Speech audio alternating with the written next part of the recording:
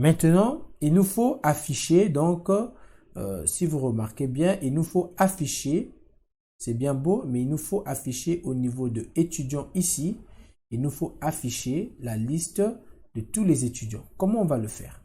Donc, je viens ici, rien de bien compliqué.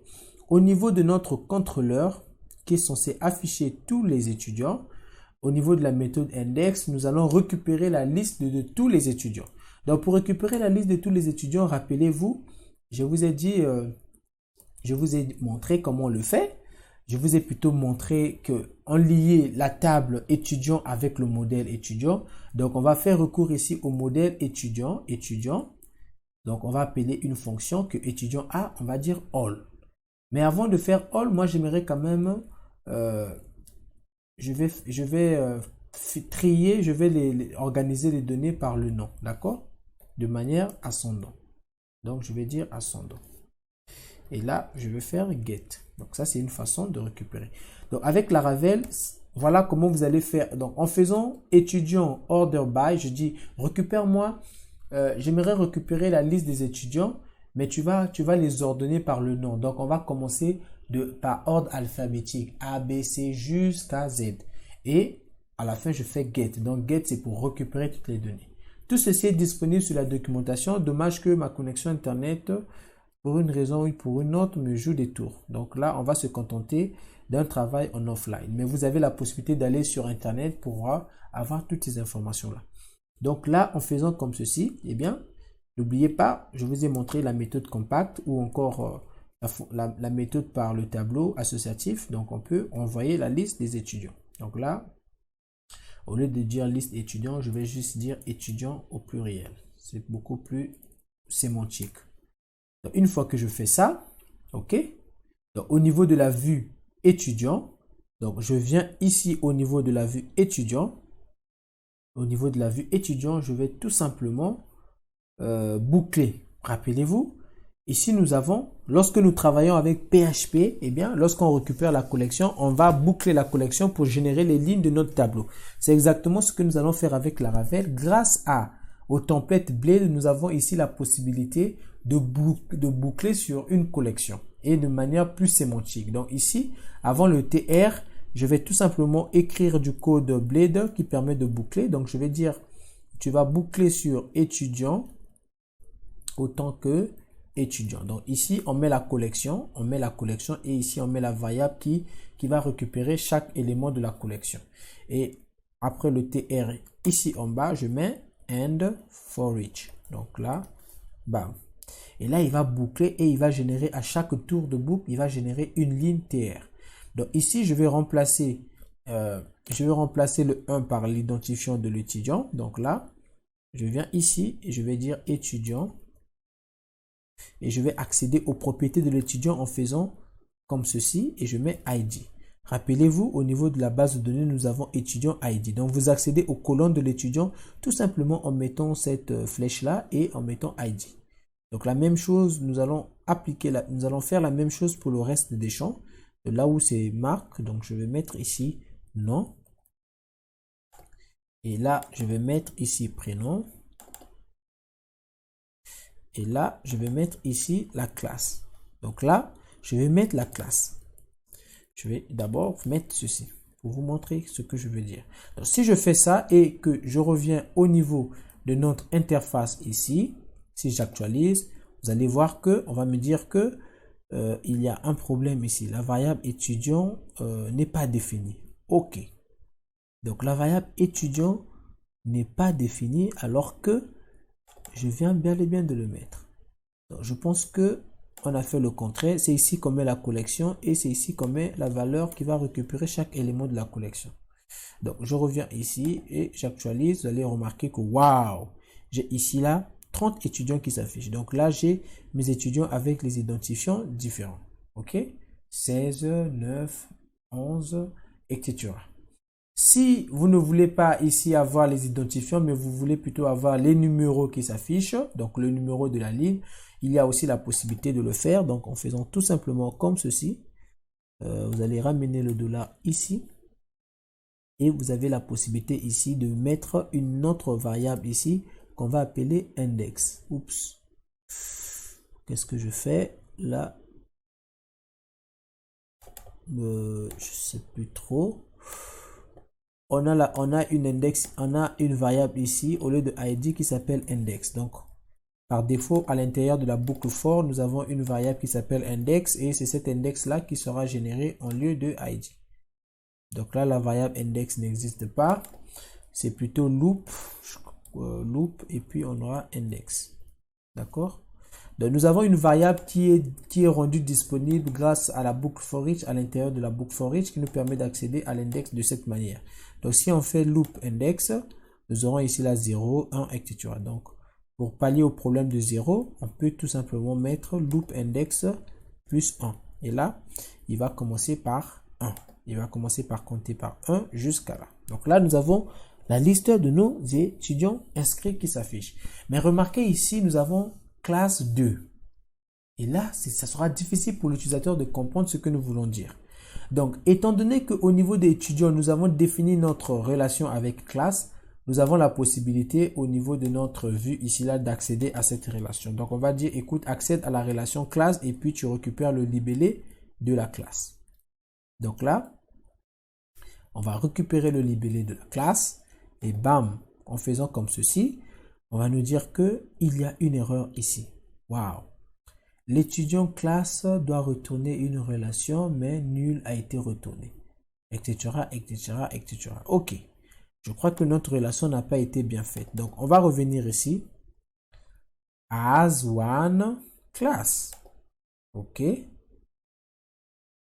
Je vais utiliser belong to. On va regarder. Alors, on avait un petit souci. C'est parce qu'on n'a pas mis le return. Ok.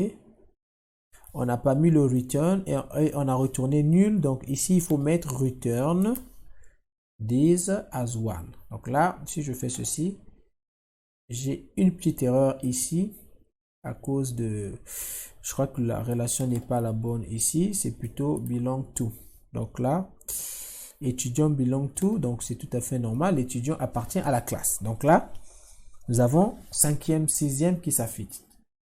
N'est-ce pas là fantastique les amis? Donc là, nous avons un code qui est fonctionnel. Alors, je vais vous montrer une autre chose que nous avons aussi la possibilité de faire ici avec Laravel. C'est que au lieu d'afficher les 30 étudiants de cette manière, nous avons la possibilité de paginer. Donc, pour paginer, c'est très simple avec Laravel. Vous n'avez qu'à écrire ici paginate et vous mettez ici là le nombre que vous voulez avoir par page. Donc, en faisant paginate 5, vous aurez ici là que 5 éléments. Maintenant, pour avoir les boutons qui sont en bas, rien de bien compliqué. Vous allez tout simplement venir au niveau de étudiant ici. Donc, juste à la fin on va dire à la fin de body, vous avez la possibilité donc de mettre ce bout de code. Donc là, ce bout de code et de faire étudiant. Donc, la collection que nous avons mis ici. Donc, vous faites étudiant de cette manière et vous mettez links. Donc là, il va générer lui-même des liens. Donc, ça sera des liens Bootstrap. Voilà. Ouh là là, ça sera des liens Bootstrap par rapport à notre élément. Donc là, je trouve que les liens débordent. Nous avons un petit problème ici. On va juste regarder qu'est-ce qui se passe par défaut. Ouh là là. Je crois que il nous a pas bien compris. Voilà. Par défaut, Laravel utilise, il n'utilise pas Bootstrap, mais il utilise par défaut Tailwind pour la génération des liens. Donc depuis la version 8, donc il faudrait dire à Laravel utilise Bootstrap. Donc pour dire à Laravel utilise Bootstrap, nous allons venir au niveau de notre provider. Et puis au niveau de App Service Provider, nous allons dire quelque chose que j'ai juste oublié. J'ai envie de regarder la documentation parce que ça m'échappe un peu. Nous n'utilisons pas Tailwind, nous utilisons plutôt Bootstrap. Donc on va dire à Bootstrap que d'utiliser, on va dire plutôt à Laravel d'utiliser Bootstrap au lieu de Tailwind. Donc comment on le fait? Eh bien, on va venir ici, on va dire Laravel. Donc Laravel paginate bootstrap link, quelque chose, juste pour avoir une référence. Donc là, au niveau de la documentation, on va dire display pagination, manually creating pagination, bref. On va venir ici, db paginate. Je cherche un endroit où ils ont mis par défaut append display pagination result. Par défaut, voilà, ça y est là. Donc par défaut, il utilise Tailwind, Tailwind. Et si je vais utiliser Bootstrap Customize by default the view render. However, if you are not using, you are free to define your own view to render this link. When calling the links before the pagination, you may pass the view. Oh, il y avait une façon de le faire en disant Bootstrap. Oh là là, ça c'est, oui, ici on veut définir, mais en utilisant Bootstrap, voilà, paginator, use Bootstrap. Donc on va venir au niveau de notre service provider, donc au niveau de boot, on va tout simplement lui dire, écoute, au niveau de la pagination, utilise Bootstrap. Donc contrôle espace, paginator, on va juste regarder, il s'agit de quoi? Il s'agit d'Illuminate Pagination, Paginator, ok. Alors, on va importer cela de ce package-ci. Une fois qu'on fait ça, excuse-moi, je vais tout simplement supprimer tout ce qui est là. On revient ici, donc là, je pense que bam, nous avons notre pagination qui est là. Et notez bien, lorsqu'on clique là, nous avons la possibilité de naviguer. Et en haut, nous avons la variable page qui change de nombre. Donc nous avons 5, page 6, page 1, etc. Et là, nous avons la possibilité de le mettre là où nous voulons. Je pense que pour moi, ça ne pose aucun problème du fait que c'est ici. Mais sinon, on peut très bien la mettre là où nous voulons. Par exemple, là, on peut regarder, la pagination vient à ce niveau-là. Donc là, si on veut, on peut peut-être même mettre notre pagination ici et avoir notre bouton à gauche. Donc là, je vais tout simplement venir au niveau de notre on va dire notre étudiant. Ok, je vais copier tout ça, d'accord, je vais copier tout ça et je vais venir au niveau de mon bouton. Donc je vais le mettre ici, ok, et au lieu de dire justify content hand, je vais dire justify content between. Donc là, il va créer un espace entre les deux. Voilà, donc là j'ai mon bouton ici, j'ai aussi le bouton là. Par contre le bouton, j'ai comme l'impression qu'il prend carrément toute la taille. Je pense pas que ce soit vraiment une bonne idée. À une condition, donc je vais le mettre dans un div, lui aussi, pour histoire de l'imposer de ne pas prendre toute la taille. Voilà, et donc j'ai ça, ok. Donc là, j'ai mon bouton et j'ai ma pagination ici. Je n'aurai qu'à réduire ici la marge. Donc margin bottom, je mets à 2 et j'enregistre, histoire de baisser un peu la chose là. Voilà. Donc là, nous avons notre liste d'étudiants et nous avons la possibilité donc de naviguer sur différentes pages. Ok. Donc là déjà, les amis, vous remarquez que nous avons quelque chose de vraiment fonctionnel et vraiment là, c'est déjà bien. Alors, nous allons avancer parce qu'il faut avancer. Donc, on va ajouter notamment notre formulaire d'ajout de l'étudiant. Donc, je vais créer ici au niveau de ma route. Donc, je commence par créer au niveau du fichier .web.php. Je vais créer ici donc ma route. Voilà. Et je vais dire étudiant/create. Et là, c'est la méthode create qui va s'en occuper. Et là, je vais dire étudiant.create. Ça, c'est ma façon à moi de nommer les routes. Donc là, j'enregistre. Je viens sur la méthode ici, étudiant create. Et je vais ici. Donc, je vais ici créer cette méthode create. Alors, create ici a besoin d'avoir les classes. Pour créer un étudiant, on a besoin d'une classe. Donc, je vais ici renvoyer la liste de classes. Ok, classe, Je vais dire all, tout simplement. Donc là, j'importe la classe. Et ici, je vais dire plutôt classe. Et là, je vais retourner la classe. Donc là, et je vais dire étudiant.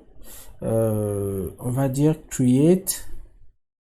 Donc étudiant.create. On va faire .create. Donc là, si je mets étudiant.create, il va considérer que étudiant est un dossier. Donc ce que je vais faire ici, je vais juste écrire create étudiant, tout simplement. C'est la vue que je vais créer de l'autre côté. Donc je viens ici, au niveau de la vue ici, layout. Bien évidemment, on aurait pu créer des dossiers et regrouper tout cela, ou pas au niveau de layout. Donc au niveau de vue, je vais créer ici étudiant, create étudiant.blade.php. Et je vais copier tout ce qui est ici au niveau de mon étudiant Blade. Je vais coller ici. Je supprime tout le tableau parce que j'en ai pas besoin. Déjà, j'ai pas besoin du tableau. Et je vais aussi supprimer tout ce que nous avons mis à l'intérieur de ce, donc les boutons et tout le reste. Ok. Donc là, je vais avoir ajout. Je vais écrire ajout d'un nouvel étudiant. Donc ajout d'un nouvel étudiant, par exemple. Donc j'enregistre et donc je reviens au niveau de ma master page. Donc au niveau de ma master, je vais dire je vais plutôt au niveau de étudiant, là où il y a le bouton, je vais mettre ici le lien pour accéder donc au formulaire. Donc là on va dire route, et là-bas je l'ai nommé étudiant. Donc étudiant.create. Voilà, j'enregistre, je reviens ici, j'actualise. Donc là j'ai ici, vous voyez bien que si je clique là, j'accède à mon formulaire. Alors pour le formulaire, rien de bien compliqué, on va venir récupérer le formulaire ici. Donc j'ai déjà un exemple bien fait ici, c'est cet exemple là que je vais prendre. Donc là j'ai un formulaire ici, donc, je récupère ce formulaire et je viens donc create étudiant.blade. À l'intérieur ici, je vais mettre ce formulaire. Voilà, et puis je vais tout simplement formater. Donc si j'enregistre et que je reviens là, vous allez voir que j'ai mon formulaire d'ajout qui s'affiche bel et bien là. Donc ensuite on va juste modifier ici. Donc on va dire le nom de l'étudiant. Donc ici je vais changer, je vais mettre type texte. Et je supprime tout ceci. Pas besoin de ça. On va aussi enlever tout ça. Ensuite, je dis ici prénom. On va supprimer tout ça. On va supprimer tout ça. Et par la suite, donc j'enlève ça. Il y avait nom, prénom et puis il y avait classe. Donc je copie ça et je dis classe. Alors la classe ici, ça sera bien évidemment pas un input, ça sera un select. Donc je mets un select là. Donc là, je ferme le select. Et à l'intérieur, je vais boucler sur les options. Donc je fais for each. For each, donc on aura ici la classe as class. N'oubliez pas, je mets un end for each. À l'intérieur, je vais boucler les options. Donc ici, la valeur, ça sera l'id de la classe. Donc je mets classe id. Et la valeur ici, ça sera également, cette fois-ci, ça sera le libellé de la classe. Donc je mets $class libellé. OK. Et donc là, je vais boucler. Je vais mettre une option ici qui sera vide, qui n'aura aucune valeur par défaut. Donc là, c'est bien fait. Si je reviens ici, voilà, j'ai mon formulaire ici. Et là, j'ai des classes qui sont là. OK? Donc, mon formulaire, il est là. Je suis pas juste d'accord du fait que mon formulaire prenne trop de la place. Donc, je vais modifier un peu le style. Et je vais dire le width va prendre 65%.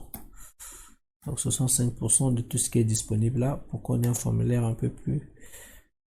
Voilà. Donc là, c'est bon. OK. Si on veut, on peut même le centrer. Bref, ça va rester comme ça. Donc là, on a le nom, on a le prénom, et puis on choisit la classe, et puis on valide. Donc là, on va remplacer le bouton valider par ajouter, ou bien enregistrer, et puis on aura également ici annuler. Et là, on aura danger. Pour annuler, on va enlever le input type. Ici, on va avoir un href. On va se diriger. Donc là, on va juste se diriger sur la route étudiant. La route étudiant. Et ici, on va modifier. On va le mettre en A. Donc, on fait ça. Nous avons deux boutons, enregistrer et annuler. Quand vous appuyez sur annuler, vous revenez là. Quand vous appuyez ici, vous revenez sur le formulaire. OK? Donc là, voilà ce qu'on va faire. On va ajouter donc l'élément. Donc, au niveau de notre formulaire de soumission, n'oubliez pas, lorsqu'on soumet un formulaire, il y a deux choses qui comptent. Premièrement, il y a la méthode de soumission. Et puis, deuxièmement, il y a l'action. Donc, l'attribut action va récupérer au fait le chemin vers le fichier qui va traiter l'information qui sera envoyée. Donc ici, on commence avec la méthode. On va dire post et on va dire l'action. Ici, l'action, on va définir une route pour ça. Donc on va dire, on va créer une route pour ça. On va dire ici, ajoute étudiant. Donc étudiant, ce sera le nom de notre route, point, ajouter. OK? Donc là, il va ajouter l'étudiant. Maintenant, il faut qu'on crée cette route-là. Donc, on vient ici. Alors, on va créer la route. Nous avons dit ici que, nous avons dit au niveau du formulaire que la méthode, c'est le post. Donc, il va envoyer les données en post.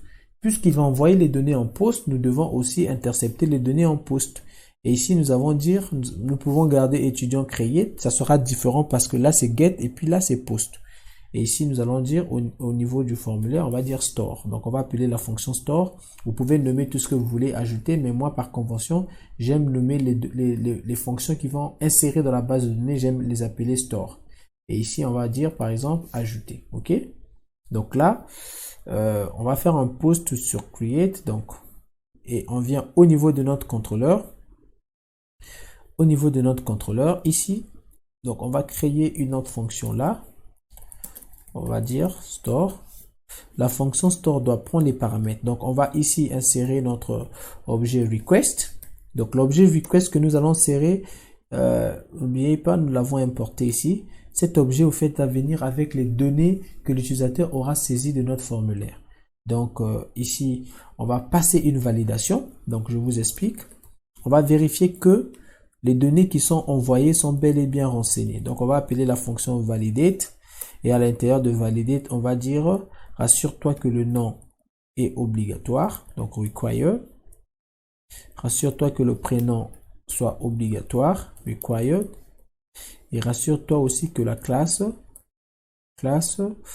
on va dire class ID, soit aussi obligatoire. Donc là, c'est ce que nous allons faire ici. Et je vais vous montrer ce que, il faut mettre ça entre les deux côtes. Je vais vous montrer ce que cela veut dire tout à l'heure. Donc là, en fait, ce que Laravel va faire, il va dire, OK, j'ai des valeurs qui viennent du formulaire. Et il va vérifier, est-ce que ces valeurs-là ont été renseignées. Donc, le require, c'est une règle qui permet, en fait, à Laravel de valider si la donnée, en fait, require veut tout simplement dire que la donnée est obligatoire. Donc, les validations permettent au fait de s'assurer que les données attendues sont bel et bien envoyées et sont bel et bien renseignées. Vous pouvez avoir plus sur les validations en venant ici en tapant validation. Donc, il va vous présenter ici là tout ce qu'il faut pour la validation. Donc là, vous avez par exemple la validation, writing, vous avez la possibilité de faire la validation. Vous pouvez dire voici j'attends un titre, il doit être unique, etc., etc. Donc ça c'est ce que la validation va faire. Alors une fois que nous avons ici fait notre validation, on va dire ceci. Nous voulons insérer, donc on va créer un étudiant. Donc on va créer un étudiant. Pour créer un étudiant, on va tout simplement dire Laravel create. On va appeler la fonction là et on va dire request validated. Je sais pas si ça existe encore. Ouais, je crois bien. Ou bien on peut tout simplement dire request all. Donc là, ce qu'il va faire, il va récupérer toutes les valeurs de la requête et il va créer notre étudiant. Ça, c'est une possibilité, mais pour que ceci marche, il y a une condition. Il faudrait qu'au niveau de étudiant ici, nous puissions définir, donc dans notre modèle, on va définir une variable. On va définir une variable fillable qu'on va dire. Donc la variable fillable va avoir, on va lui dire, écoute, l'étudiant va avoir le nom, il va avoir le prénom, et puis il va aussi avoir le class ID. Donc lorsqu'on définit cette variable, nous avons la possibilité nous avons cette fois-ci la possibilité au fait de dire tout simplement, écoute, récupère tous les paramètres qui viennent de la requête et puis tu insères l'étudiant. Et parce que nous avons défini le fillable de l'autre côté, lui il va filtrer, il va prendre uniquement les paramètres que nous avons définis dans notre fillable. Donc il ne prendra que le nom, prénom et class ID. Même s'il y a 10 paramètres, il ne prendra que les 3 là en utilisant request all. Parce que dans le all ici, nous sommes en train de récupérer tous les paramètres de request. Mais lui, il va filtrer uniquement les 3 paramètres que nous avons définis dans le fillable. À défaut de faire ceci, nous avons aussi la possibilité de définir un tableau associatif et de dire non par exemple et de dire request. Donc on a la possibilité de faire request non, etc. On a aussi la possibilité de faire request prénom. Donc là, request prénom. Et enfin, on a la possibilité de faire class ID, request. Donc request class ID. Donc ça aussi, si on fait comme ça, c'est aussi juste. Donc au cas où juste vous voulez vous retrouver, je vais garder les deux pratiques.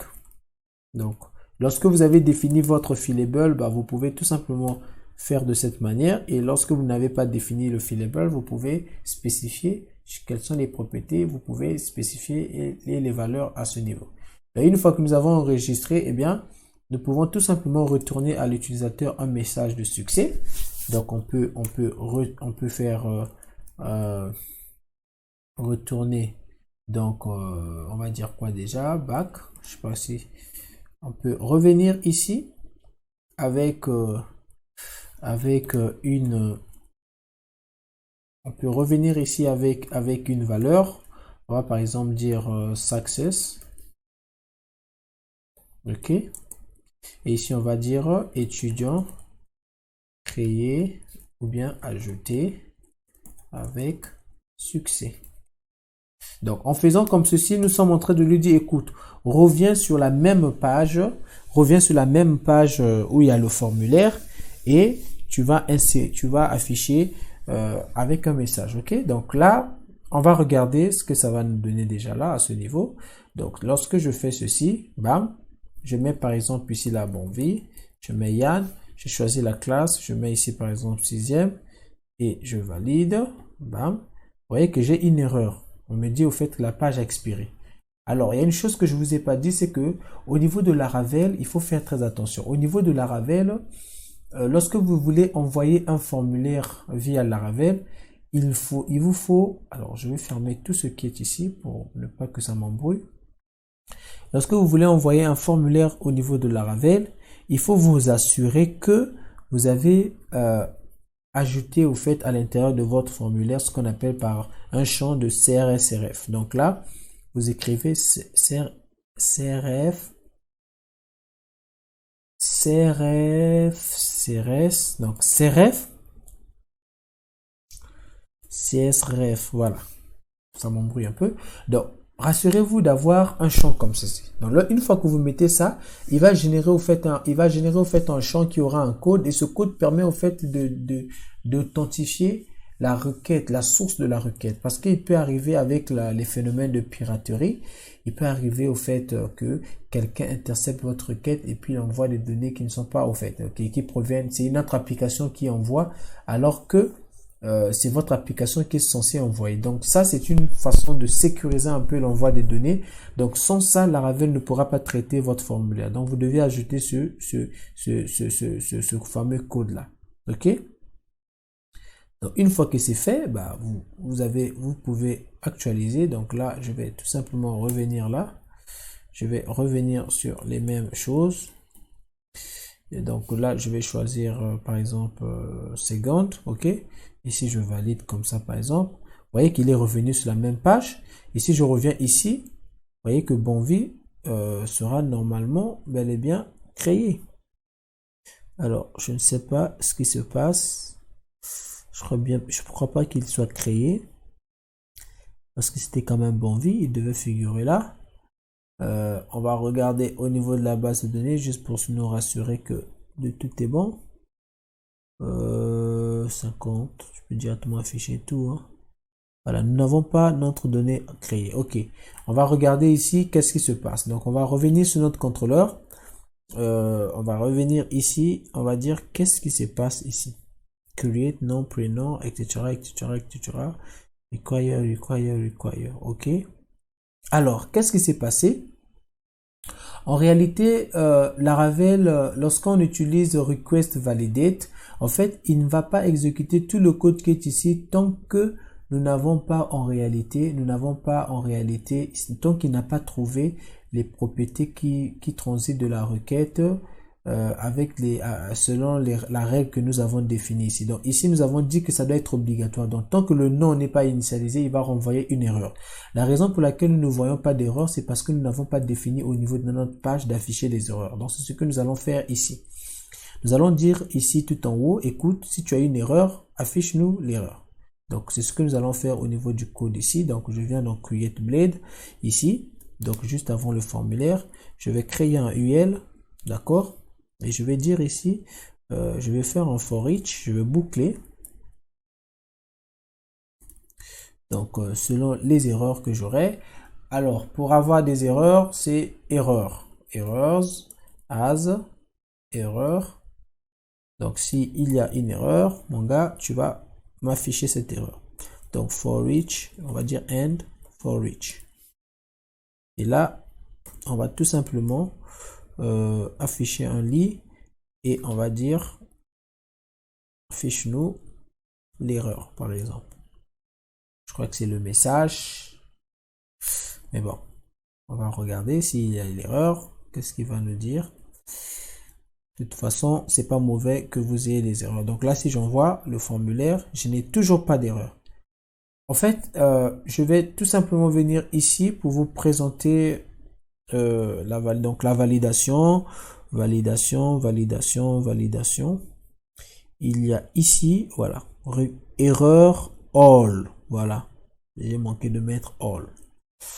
Donc, c'est ce qu'on va mettre ici, erreur all. Voilà.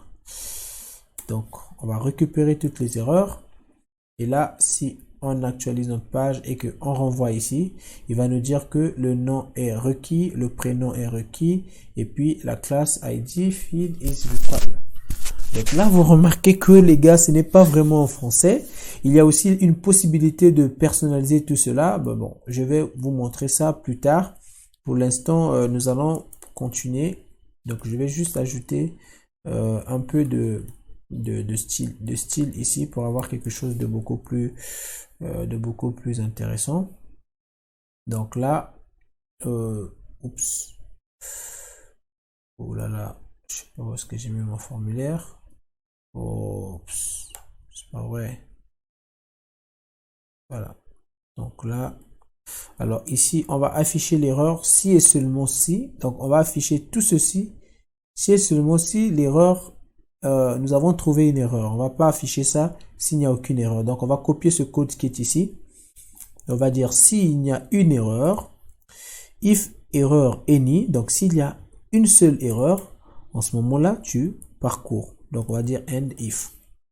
Donc, ici, il va vérifier s'il y a une erreur, en ce moment, il va afficher là. Donc, on n'aura plus cet effet où, même quand il n'y a pas d'erreur, nous avons cette petite, ce petit bloc rouge qui s'affiche. Donc là, dorénavant, s'il y a une erreur, voilà, l'erreur sera là. Ok. On va tout simplement déplacer ça un peu plus haut, histoire d'avoir quelque chose de beaucoup plus nice. On va mettre ça dans un div, et puis on va mettre le UL dans un div. Juste pour permettre d'avoir quelque chose de plus intéressant. Donc là, si on fait ça et on envoie le tout, bah, nous avons les erreurs qui sont ici. Alors, ces erreurs là aussi, vous pouvez les personnaliser. Nous n'avons pas assez de temps, mais vous pouvez personnaliser les erreurs. Tout ça, au fait, vous trouvez ça au niveau de la documentation.